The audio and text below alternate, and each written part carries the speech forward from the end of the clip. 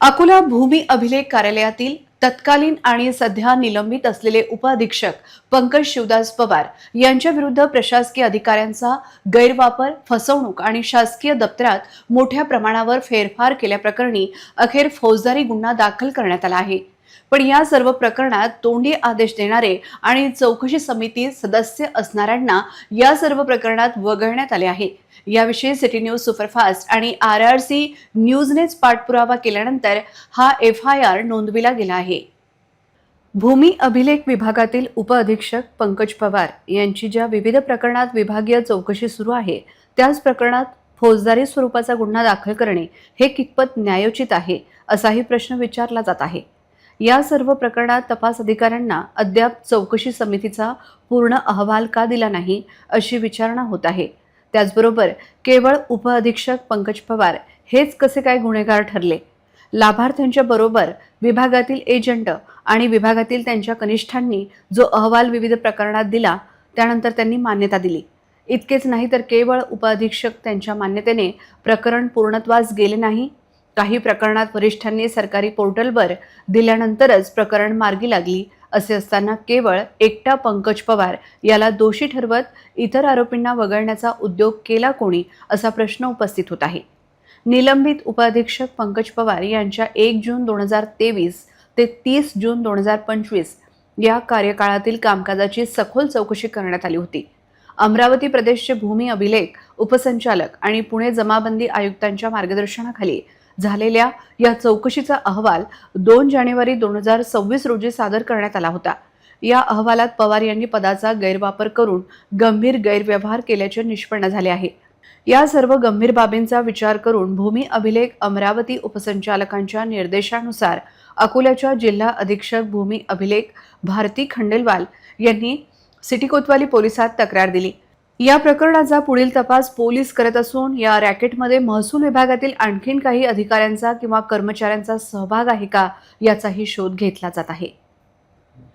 City कोतवाली अकोला येथे जिल्हा अधीक्षक भूमी अभिलेख कार्यालय अकोला येथील तत्कालीन उपअधीक्षक श्री पंकज पवार हल्ली जे निलंबित आहेत, त्यांच्या विरुद्ध फौजदारी स्वरूपाचा गुन्हा दाखल झालेला आहे।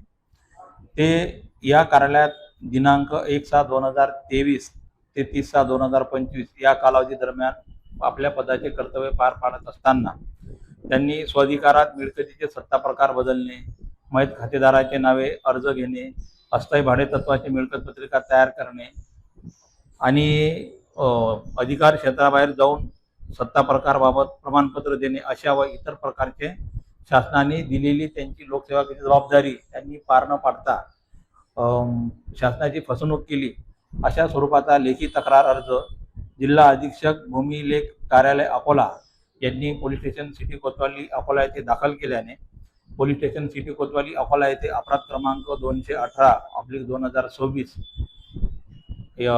कलम 199, 201, 326 भारतीय न्याय संहिता व महसूल अधिनियमान्वये अशा विविध कलमान्वये गुन्हा दाखल करण्यात आलेला आहे। सदर गुन्ह्याचा तपास माननीय वरिष्ठांच्या आदेशाने पोलीस स्टेशन सिटी कोतवालीचे PSI इंगोले अनिल इंगोले हे करीत आहे।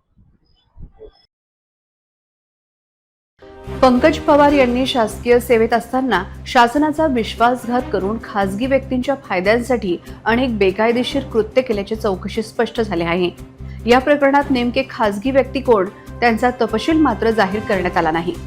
तब्बल 15 प्रकरणांमध्ये मालमत्तेचे अधिकार, सत्ता प्रकार बदलणे आणि मयत खातेदारांच्या नावे नियमबाह्य पद्धतीने अर्ज मंजूर करणे, यातील संबंधित मालमत्ताधारक कोण, त्यांचे एजंट कोण, त्यांचे प्रकरणे कुठल्या ज्युनियर आणि सिनियरने मंजूर केले।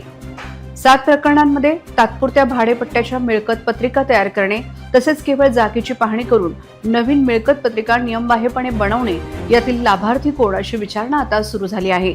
त्यामुळे त्यांच्यावर शासकीय कागदपत्र बनावट केल्याचा गुन्हा का दाखल झाला नाही?